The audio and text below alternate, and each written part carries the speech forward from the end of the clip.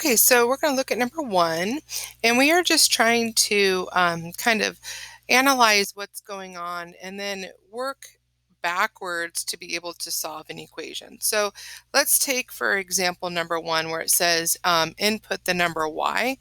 And so we're going to add 1. And so over here in this column is going to be what it looks like in terms of algebra. And then if I were to take my y plus 1 and then divide by 3, this is what it looks like. And then output the number which is equal to 2. And so this is what it looks like in algebra. This is what it looks like in words. And that means what we're going to do is when I'm asking you to solve, all we need to do is go in reverse order and use the inverse. So if the last thing I did was to divide by 3, the first thing I'm going to do is multiply by 3. So that means I'm going to multiply by 3 here. And then the next thing I'm going to do, well, let's just go ahead and do that first. So y plus 1 over 3 equals 2. So I'm going to multiply by 3 to both sides, okay? And that's the multiplication property of equality that says whatever I do to one side, I need to do to the other side. And then since I added 1 originally, I now need to do the inverse of that, which would be to subtract 1. So I'm going to subtract 1 to both sides, and I get y is equal to 5. So the idea here is that when you are building an equation, and this first column is what I use to build it, this is what it looks like in terms of algebra as I do those things. And so to solve, I just simply do the inverse of what I did. All right, so let's take a look over here and let's try and work on our algebra. So I have input the number x, and then I'm going to add 7. So that would be x plus 7. And then I'm going to take that and then I'm going to multiply that by 3. And then I'm going to subtract 2. And then I'm going to take that and then I'm going to divide by 5.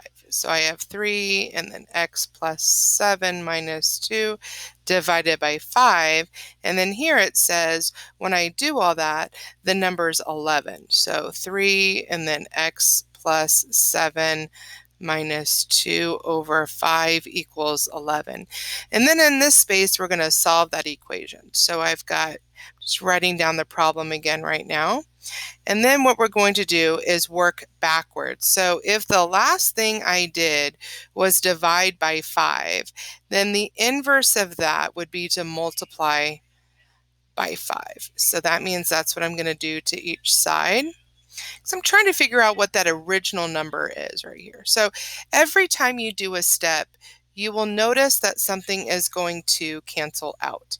So here I have 3 and then x plus 7 minus 2 is equal to 55.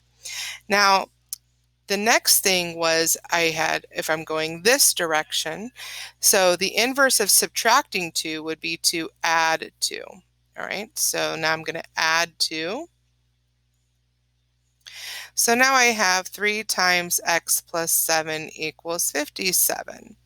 And so here, when I was multiplying by 3, the inverse of that is to divide by 3. So now I'm going to divide by 3. And again, each time you do a step, something is going to cancel out. So I have x plus 7 is equal to, and now I'm just going to go dividing. 3 goes into 5 one time with 2 left over, and now 3 goes into 27 9 times. Last, originally we had started with adding 7, so the inverse of that is going to be subtracting 7. So whatever I do to one side, I do to the other side, and I get x is equal to 12. So if we take a look over here at number 3, now we've got a combination of what we need to do with words and then the algebra, and then we need to solve it. So if my original input is 5w, the input is w, and then I have now 5w, then that means I am multiplying by 5. And then notice here that we don't know what's going on in the second step, but we do know that at some point we have to subtract 6 and divide by 3. So notice that the dividing of the 3 is over the 5w minus 6. So I can't divide by 3 unless I have that minus 6 somewhere. So that must mean that we would have had to subtract 6 here to get 5w minus 6. And then now I know I've got to have divided by 3.